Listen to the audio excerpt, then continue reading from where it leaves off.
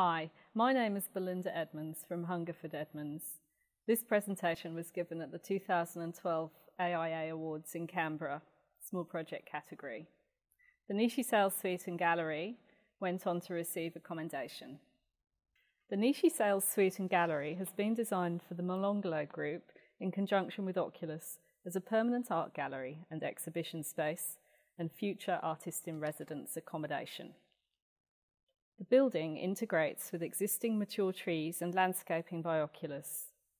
The environmentally sustainable design has high thermal mass with concrete floor, external walls and roof.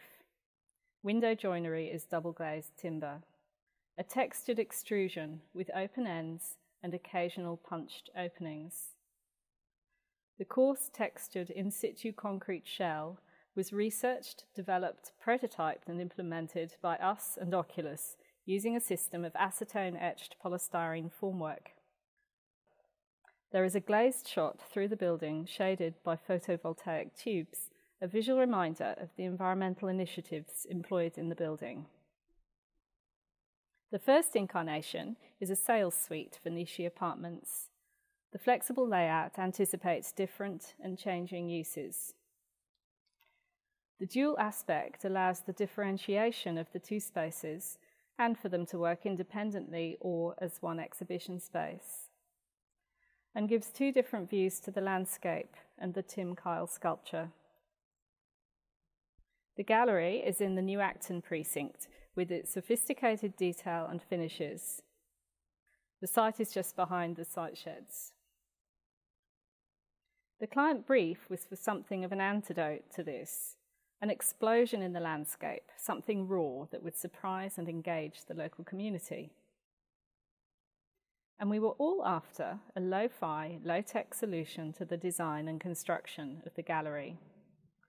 This is the site from Kendall Lane with the Acton Hotel on the right. The site is a triangle, bounded by Kendall Lane, the landscaped area in front of the hotel, and the future service road and parking. Earlier planning included temporary display apartments for Nishi, ruled out early in the process as unsustainable. The brief was for a permanent, adaptable building that could operate as a private gallery, public exhibition space, or community facility and employ best practice in environmental design. The Y-plan form was a response to the geometry of the site and provides a dual aspect relating to the landscape and with opportunity to differentiate the internal display space. The idea of a smooth interior contrasting with a rough and raw exterior was conserved early in the design process, but we had no idea of how to achieve the client's explosion concept. What increasingly caught our attention were images of excavations, strata overlaid with the marks of machinery, the boiling mass of lava, and images of fault lines with their ambiguous scale. We considered all types of conventional formwork. None achieved the earthly, excavated, explosive qualities that we were after. We slowly started prototyping, using polystyrene fixed to a backing, developing a system to give both depth of texture, chaos, and control.